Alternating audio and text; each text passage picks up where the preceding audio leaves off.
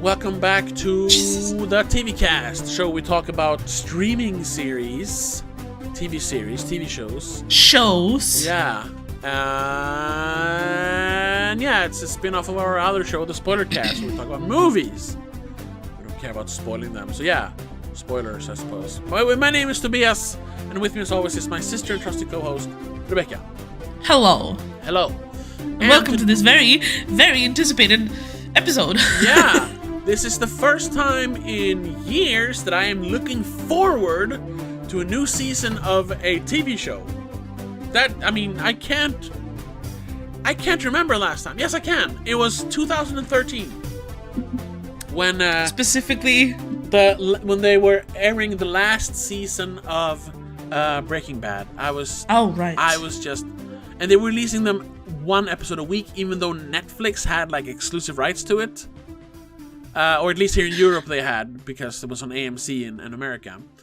So instead of releasing, the whole season, they released it just like on TV. So I was like every week, like yes. After that, Netflix does that nowadays too.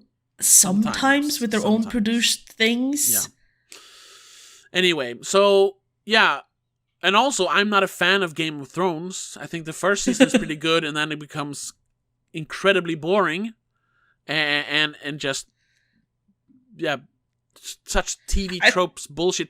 Super well produced and all that, but just the actual like plotting and characterization, and all that. It's just like We talked about that when we talked about the first season. I think we mentioned like every other episode that Game of Thrones is a good concept, but it's too big. House of the Dragon does it better because it's more concentrated. Yeah, and we watched the first season partly because we knew it was going to get clicks, but also like we always do, we watched the first episode and was like, are we interested in watching the next? Like, is this are we going to continue? Yeah. And you're like, yeah. And each week it was more and more, and like, I loved the first season of House of the Dragon. Yes. It didn't have any bad parts. It was like, well, episode 4 was kind of boring. No, I had one issue with the entirety of season 1. Yeah, because you just rewatched it. Yeah, and it's that I think the casting is done wrong. They should have literally just swapped roles on two actors.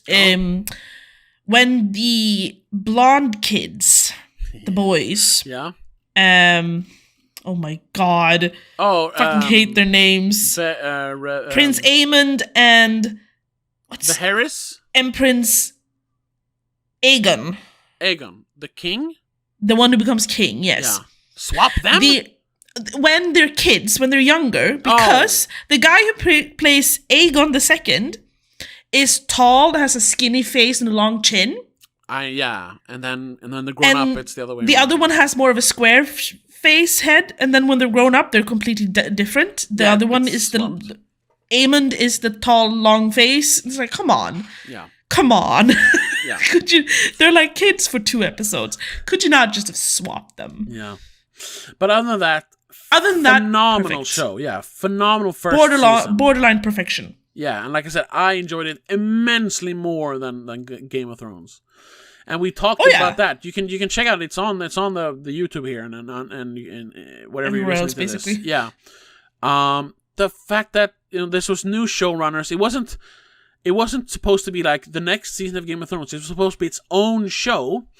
And you can clearly tell, I mean, even if it's influenced, obviously, there's such more of a sense of style. It's because they get to concentrate on one style, though. Yeah, exactly. And then, but also like in the cinematography.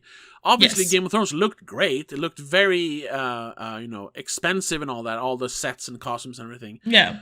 But the cinematography was just classic TV lockdown shots. It was nothing exciting going on with the camera work or the directing. No, not really.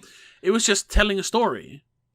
Yeah. Here you have cool one take shots. You have like the opening of this, just to get into season 2, episode 1, the opening shot of the bird flying through the forest as we have some voiceover by the people talking about the Night's Watch. and all that. Which I confused for being Jon Snow's voice at first. It's very similar, obviously. And then it didn't help that my tablet and my headphones didn't sync at first, so the sound was kind of off. I was like, is this just bad dubbing or what the fuck is going on? But then it caught up and it's like, oh no, he's just making his voice sound a little bit like Snow to like, you know, because they're supposed to be connected related. Connected to him then. Yeah. Yeah, no, but stuff like that, and there was a bunch of stuff like that in the first season. Like in this episode so far, not that much fun with the cameras, but at least you had that shot, you know.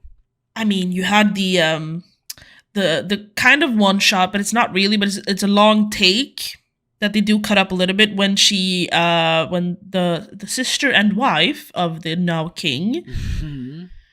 The girl who keeps whispering about demons under the boards and rats and shit. She was crazy. I barely remember her though from the first season. It's because she Helena, because she's a bit of a like she's a bit of a fortune teller without like anyone ever paying attention to her, because she mentions things that can sound like something's gonna happen that eventually happens basically, but she says them in such cryptic ways that you don't really. But she's the mother of King Aegon's children? Yes, and they're siblings. Yeah, I know, but I thought that was he knocked up one of the like maids. Oh, he does that too? But she's the mother of the actual children. Oh, right. But in this episode spoilers obviously, but in this episode then the one where the rat catcher goes into her room to try and find they're trying to find Aemond. But then they settled for one of those kids for some reason. Yeah, they want a prince for prince, basically. Yeah. Which I don't think... that's not what you're being paid for. I don't think Rhaenyra's going to be happy with that. No, not at all. Not at all. And also, killing an innocent child is very different from killing Aemond. Yeah. Obviously. Even though he had no control of his dragon. I mean, he still pursued him, I'm just saying. Exactly. Rat bastard. Yeah. I think that shot though, when she grabs the other child and runs out, it's not a one shot, but it's a long kind of like they take long takes and cut them together to make it kind of like a one shot. Yeah, really cool. Yeah, and when you hear them saw off the head of an infant, oh my God! I was whoa, jeez, like the eyebrows was going like this, like oh yeah. As you can see, you don't really see it, but you hear that.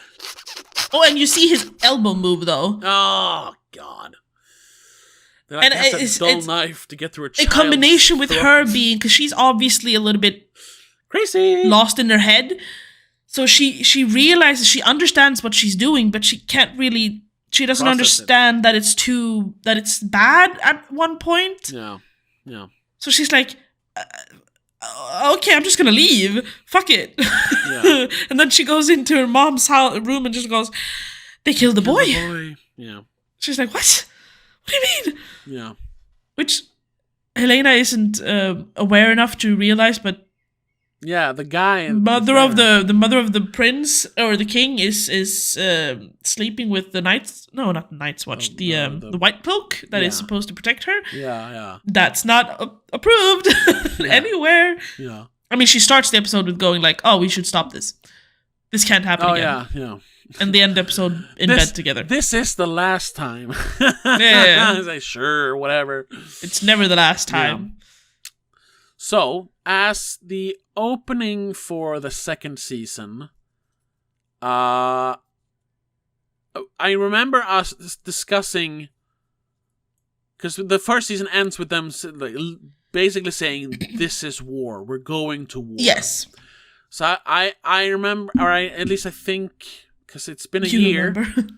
You think you remember? No, but I'm not. I don't remember exactly what I said, but I think I was hoping that the second season would maybe jump a little bit, because this feels like it basically starts a few days after season 1, if even that. Yeah, because she's still they're grieving. still saying that Viserys.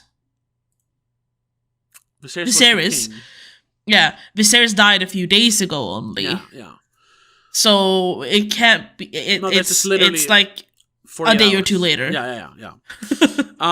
I was hoping that it would jump like a couple of years maybe into the war.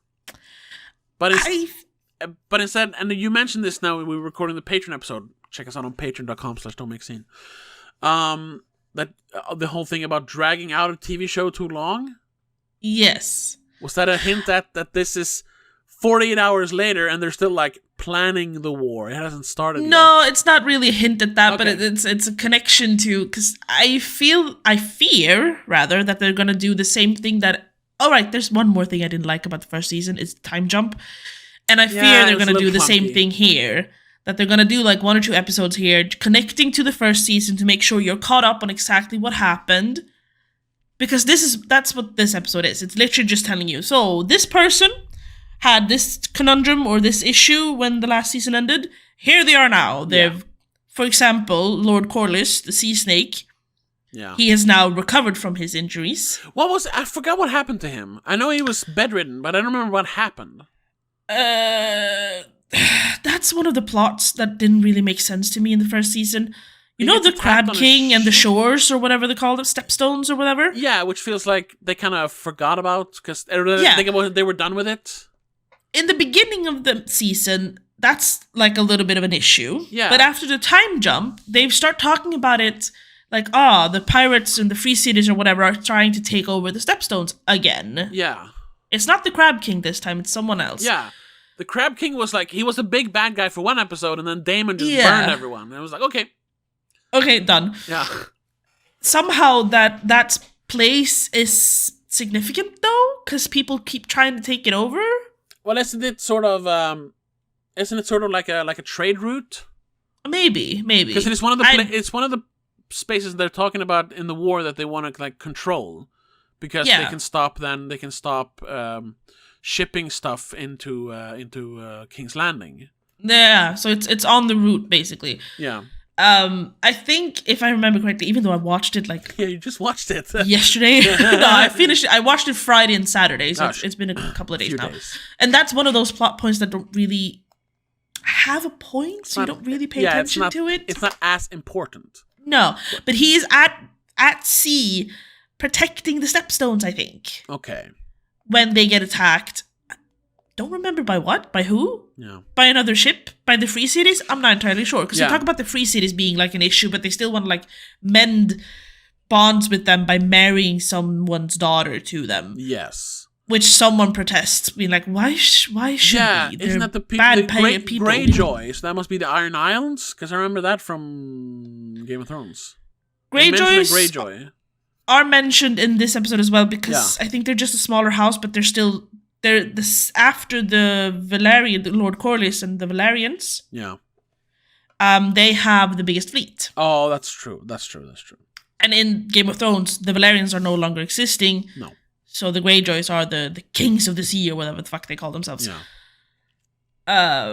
But we get to see that Lord Corlys is finally back on his feet, which is like, okay, it took a couple of extra days, but then all of a sudden he's walking. He was about to die, but they decided that they should keep him, I guess. Yeah, so that feels like, because it's these kinds of like, FYI. Yeah, and now he's back now, just so you know. And that person's still dead. They're still hooking up. Yes, Prince, whatever the kid was named. Oh yeah. Did die. The big dragon ate him. Yeah. Luke. Just to clarify, because he did not survive that. No. Yeah. There's a lot of like meandering. Nothing really. It's a bit of a catch-up thing. Yeah, which is, I understand why, since they're actually doing TV shows the right way, releasing one episode a week. Yes. And a year hiatus in between, basically. Yeah. To shoot the new. Well, now it's even longer, right? It's a bit more than a year. Yeah. Well, obviously, COVID season 1. Season 1 premiered August 2022. So all of 2023, we didn't have the show. No. So it's been, you said August, so it's been almost 2 years. Yeah. Yeah. Almost to the day. Yeah, which is understandable, because obviously this was shot during COVID, so they couldn't start season 2 until COVID was over, probably. Exactly. Otherwise, it would have been one each year, like you usually do. Yeah. Yeah. 18 minutes in, we have her saying to the Queen Mother, telling her White Cloak that this is done. This is the last time. This can't happen again. So yeah, I gotta say, I still liked the episode. Yes. But I wasn't super excited. It wasn't bad, but it wasn't like, wow, what a great start. It wasn't like the fucking the end of the last season. Now, obviously, an ending should be better than a start in a TV show, because you're building towards that climax and cliffhanger. But still, it was like, this is a little bit of an in-between episode, which feels like something you could kind of skip over. Almost, yeah. The only significant thing that happens is that they kill the little prince. Yeah. Other than that, all the relationships, all the arcs are they're the same as they were in the end of season 1. So it could have just started with them finding the dead child and like, oh my god, war has started. But obviously, that would have been too quick. So, but to have an hour build up to them saying a son for a son, an eye for an eye, that's which is literally what the first season ended with. Yeah, exactly. Because we have fucking hell. I need to like write down their names. We have Aemon saying, I want an eye for an eye, and then obviously the son dies, so we know that she's gonna say a son for a son. Yeah. Like there's no confusion there. Yeah. Now the show has enough goodwill built up that I will obviously watch the next episode. I'm still waiting for them to just have full out war. So yeah, I mean, even if this season turns out to be bad, I'm gonna finish it because I am invested now from season 1.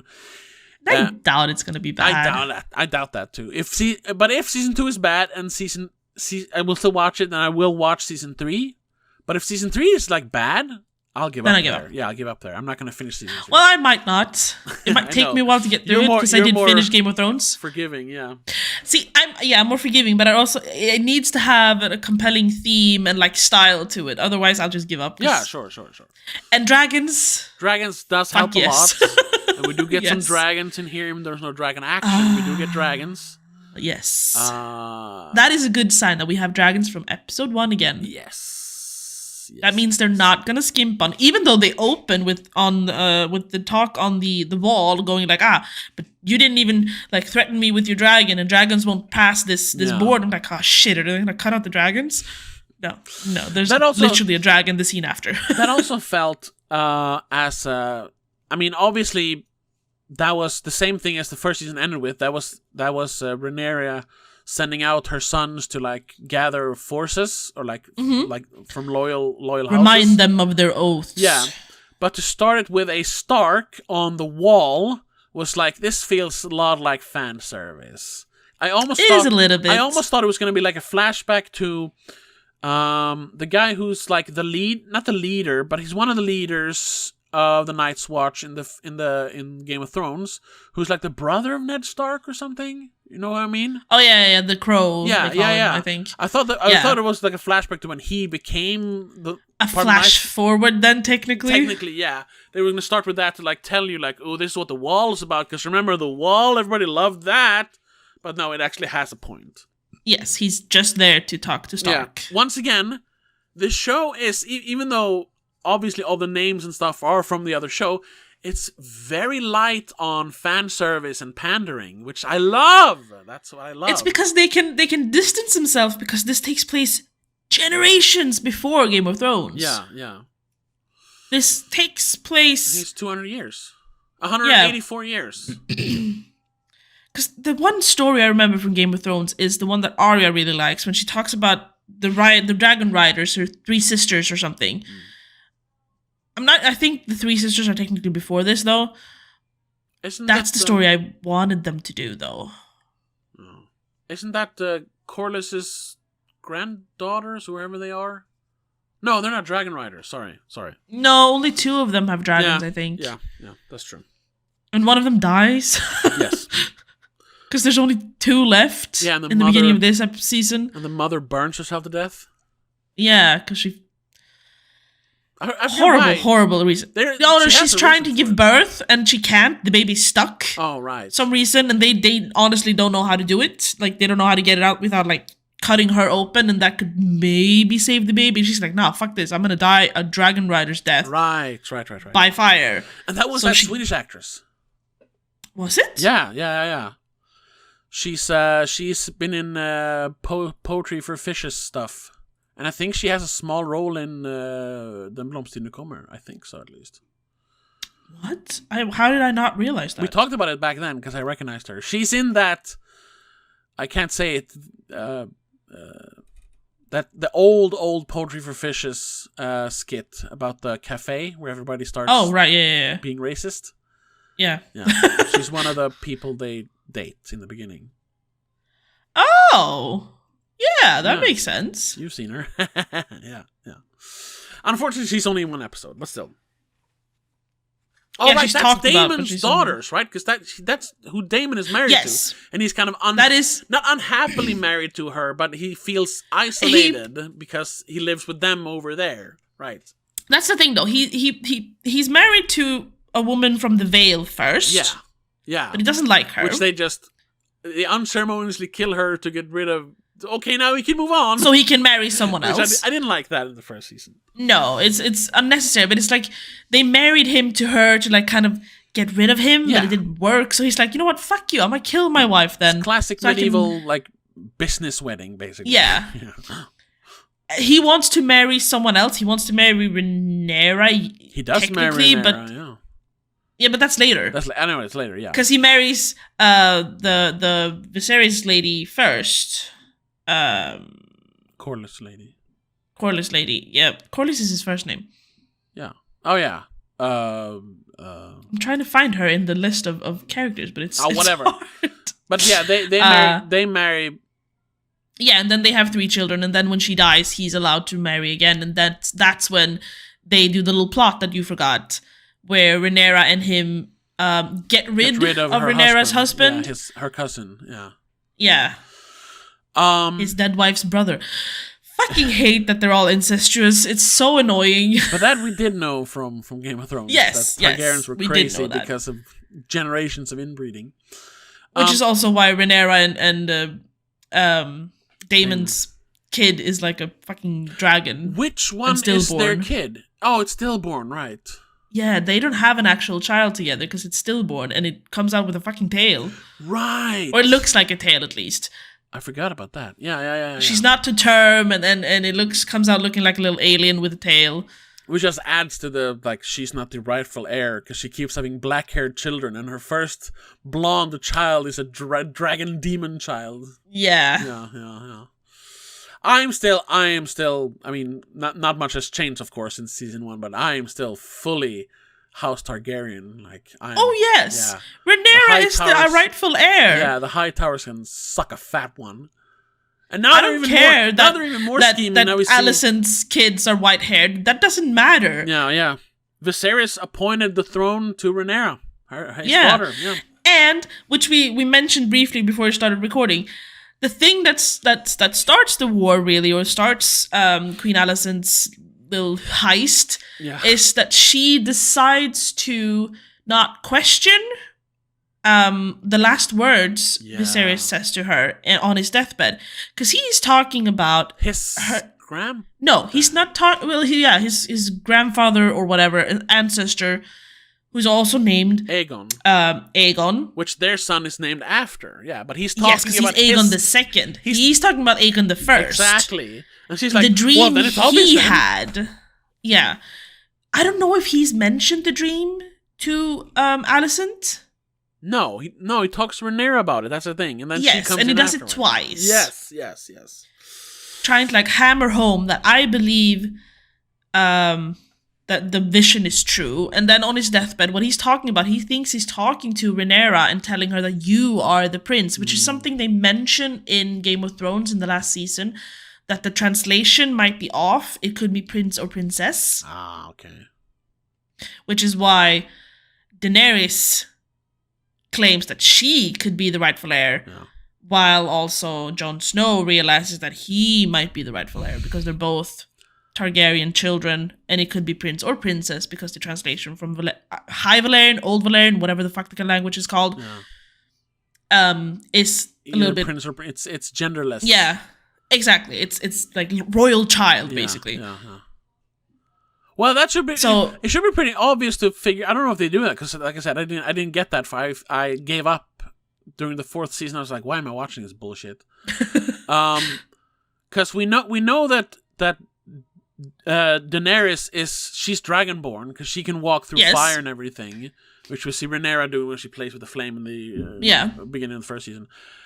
Can Jon Snow survive fire?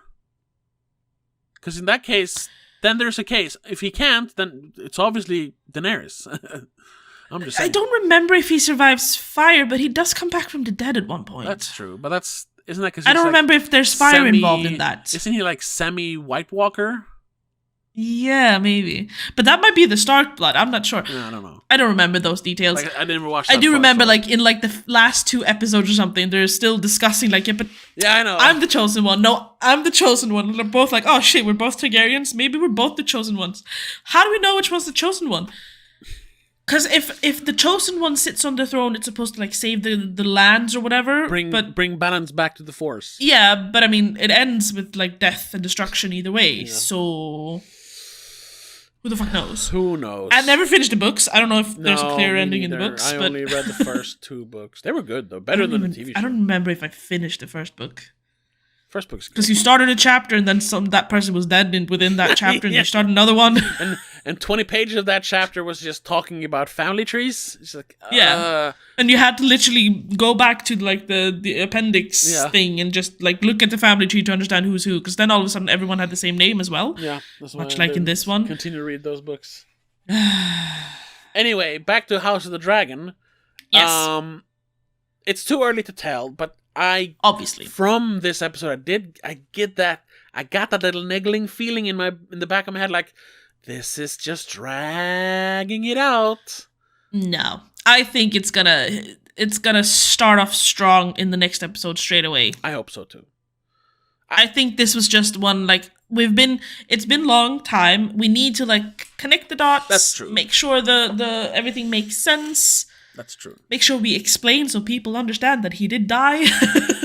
Because there was a point, a part of me that just went, maybe his dragon died. Maybe he just fell into the water and survived. I mean, they were high up, so that hitting that water would have been like hitting concrete. Yeah. And they were over the middle of the ocean, basically. But they do confirm it in the end of this episode that because she finds parts of the dragon and his coat, tunic or whatever, his jacket. He's fucking dead. I'll say this because I don't think they're gonna do another time jump, because then that would be like, oh, there's gonna be time jump every episode or every season. That I think that would be silly. And Emma Darcy, who plays Rhaenyra Targaryen, she is in all 8 episodes of season 2. Season 2. Well, yeah, because she's still old enough to play even the older version of herself. I guess. That's true. It would be the children who would need more new actors. Yeah. But at the same time, I don't think so. But Tom Glyn Carney, then, who plays Aegon II, King Aegon II. Yes, he's in 10 episodes. He's in all episodes of season 2. So. But, wait, am I not on season 2? Oh, no, I'm just looking in general. No, yeah, you can just press the 10 episodes and you see what it says. He says all episodes he's in. Yeah. Oh, that's true. He's introduced in episode 8. Jesus, that late, as in season 1. Yeah, that actor, yes, because he's not old enough until then to be. Yeah. See, that's the thing. Yeah. Although I did see here now when I pressed the episodes, that episode 4 of season 2 is called The Dance of Dragons, which isn't that a thing in Game of Thrones? The Dance of Dragons? They talk about it. I think that might be like the title of one of the books. Yeah, I think so, right. And it's like a historical event. Yeah, I think so. The backstory of Game of Thrones. Yeah. Either way. I love how that's the only one that has a name. Yeah, exactly. Except for, obviously A Son for a Son. But that's because it's out. Yeah. Wait, did the first season have names for their episodes? Yes. Yeah. The Heirs of the Dragon, The Rogue Prince, Second of His Name, King of the Narrow Sea, We Light the Way, Princess and the Queen, Driftmark, Lords of the Tides, Green Council, and Black Queen. Right, maybe Targaryen color is black and not red. I'm not sure. They do wear a lot of red, and I mean, there's fire and stuff, so... Yeah, I guess. Yeah. Fire is red, mostly. Even Dragonfire. Yeah. Except for in Game of Thrones at one point when they have artificial Dragonfire, which is green. Yeah, when they blow up most of King's Landing, I suppose. Yeah. Anyway, I think that's it, though, for this episode. Yes. Not much to talk about, to be honest. Glad that it's back. No. I'm looking forward to it. Not the best episode. Have to mention that there is already listings for 2 episodes of season 3, as if they're planning on them at least. Well, yeah, I think everyone who liked season 1 will watch this. So season 3 is already safe. If season 3 starts faltering, then they probably won't. I mean, nowadays they probably will make a season 4, 5, 6, and 7 because that's already been planned. Even though if it starts failing, they're not going to cancel a show. Not a big show like this. There's too much money already involved. It's a sunken cost fallacy. Like, we can't stop at 5 seasons. We have to finish the story, right? But there's only 5 people watching. Yeah, but fuck. I need to finish it for myself. Exactly. Well, that's $600 million. Yeah, sorry. Yeah, HBO can spend that. That's fine. Also, yeah, technically now HBO Max. It doesn't matter if nobody watches it. They still get their damn prescription money or subscription money. Yes. Yeah. So now it doesn't matter anymore. Box office doesn't matter when everybody pays anyway, even though they don't watch it. There's a picture on episode 7, like a thumbnail picture, which just looks like a really cool dragon. So excited. And the episode 4, Dance of Dragons, the thumbnail is a small army marching towards a castle, so we might get fighting. I'm positive we're gonna get at least the start of the war. Yeah. Not the full scale of it. Probably not. Because we never get like the full scale war in Game of Thrones either, to be honest. It's all just small battles, which until is, the end, I guess, what a war actually is. Yeah. There's not one main battlefield where the war takes place. No, that's only how you see it in movies because they don't have space and time to put in all the little battles. Yeah. Over a TV show, you do, which is why the Game of Thrones basically is just long as war from season 2. Yeah. And they just add more adversaries and sides to the old thing after time. Yeah. I think they're going to do the same here, but it's a little bit more concentrated because we don't have what's the Sandland across the narrow sea. You mean the Dorne and all that stuff? The horse people. Yeah, all that stuff. You know, where all the people are tan and pretty. What are they called? Khaleesi. What are they called? I don't know. His name is Drogo, and he's a Khal of Drogo, the something. Yeah, of the shit. Hold on. We can't end this episode without fine. Wait, hold on. Khal Drogo. He is the leader of Dothraki. Dothraki, yeah. And that's just one of the people on that side of the sea. Yeah. You have the Dornish. I do remember them. Yeah, the slave people. No, that's not. No, the Dornish are the like lords that are actually involved in the end, which kind of just disappear as well. It's one of those plot lines that you just bring up and then kill off between like 4 episodes. Yeah. But what are the slave people called? Oh, I don't remember. There's 2 or 3 different kinds. That's true. Anyway, that's gonna be it though. First episode, good.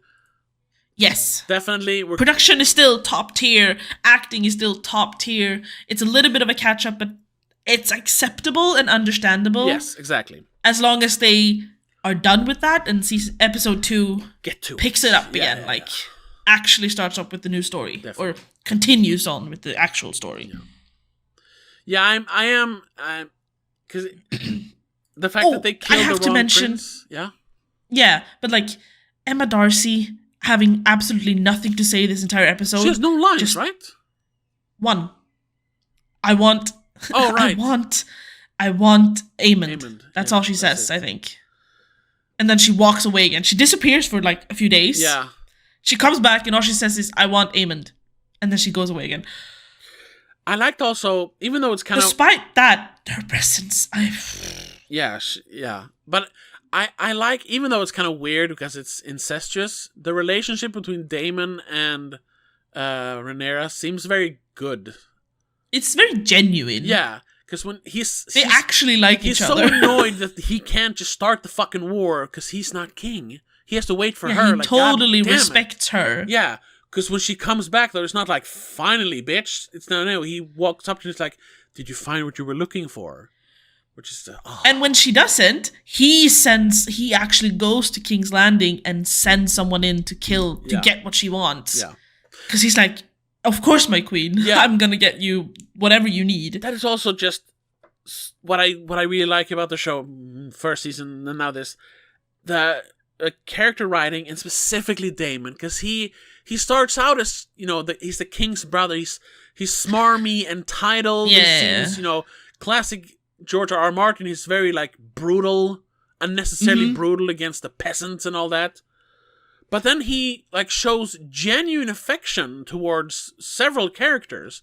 I mean, he's genuinely in love with whatever her name was, his first wife. Well, second wife, I suppose. His second wife, yeah. He loves her even though he feels imprisoned. Yeah. He still loves her. Yeah. And then, even though it's really a marriage of convenience, he seems to genuinely, not just weirdly, creepily, incestuous, creepy uncle, he seems to genuinely love Rhaenyra as well. Yeah, which we do see all the way back in season 1, in the beginning of season 1, when they have these intimate meetings and just Although those talk, are a little, really. Those are a little creepy. They're a little bit because she's younger and it feels off because we see a younger actress. But still, it's not like he's just hitting on her. No. He's actually talking to her. Yeah. He thought of her. He bought her a necklace. Yeah. And so that is very complex because he's not a character I usually would like, but I really like him. No. He's one of my favorite characters. I'm still not sure if I like him. I appreciate the character as that's what I mean. Yeah, multidimensional and interesting. I don't like him. I'm not sure I like him. Yeah, exactly. He's interesting. It doesn't help that I just don't like Matt Smith's face. No, it's very recognizable. Very specific. Yes, to be nice. Yeah. Speaking of actors, I almost thought I might have forgotten some sort of subplot where they're hinting at Aemond being Daemon's son, because obviously same name almost. They also look very much alike. They look exactly. He looks like a younger Matt Smith. So I was like, is that a thing? And I was like, no, that's not a thing. No, that doesn't make sense. They just look exactly the same. But it's because he's his uncle. I mean, they're just family. True. Yeah, it's an inbred. Pretty family, good casting, to be honest. Very good casting. Yeah. And he's also maybe not very interesting as a character. There's no one on the Hightower side is very interesting, really. No. Aemond has a bit of the same streak as Daemon because of the whole second brother. Yeah. Not really being the heir to the throne, but having more of an ambition to be on the throne or lead people. Being resentful and therefore very cruel. Yeah. And also the eye thing. And then obviously, the eye thing. But also, so maybe the character's not my favorite. He's still a good character, but the actor, whatever his name is, fucking great. Ewan Mitchell? Yeah, he's great. That's Aemond. Yeah. He's one of the few actors I actually had heard about before this, I think. Okay. Don't know where, though. I only but I recognized his name before this. Yeah. I recognized the older White Cloak who dies in the first season, I think. Because he's been in a bunch of British movies. And then, of course, Paddy Considine plays dies? The series. You don't mean Graham McTavish, Sir Harold? Doesn't he die? He doesn't die. Oh, I thought he died. Because he wasn't in this. He decides to not be a White Cloak when Viserys dies. Because he's like, no.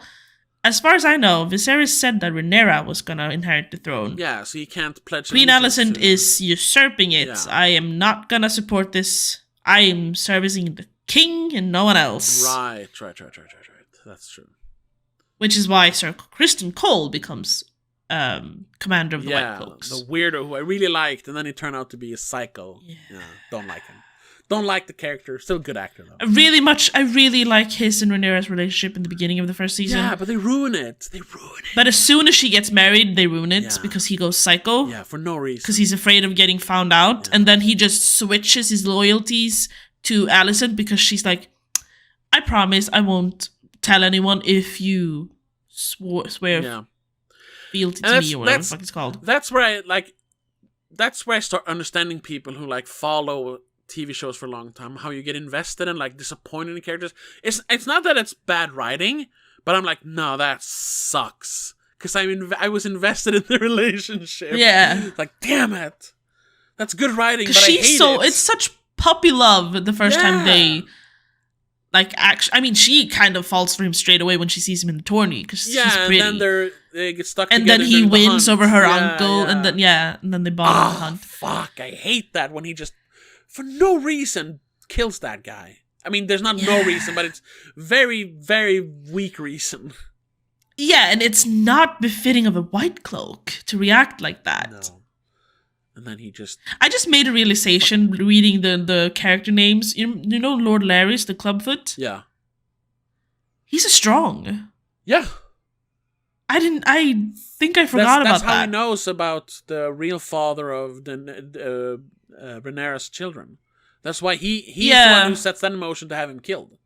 Also, so he's also a little bit of a stronger position in he's also a little bit of a Littlefinger character. Yes, definitely. But, instead of a little finger, he has a clubfoot. He has a big foot. Yeah. Anyway, we got to wrap this up now. Anyway, now we rambled on a little bit. Yeah. I am very excited for episode 2. I'm very excited. It's probably going to come out Sunday next week for us. Yeah, so listen. No, Sunday this week, yeah, I'm sorry. We this are week. going on a little bit of hiatus, but we might do that one. Break the hiatus for this. Yes, we have one issue.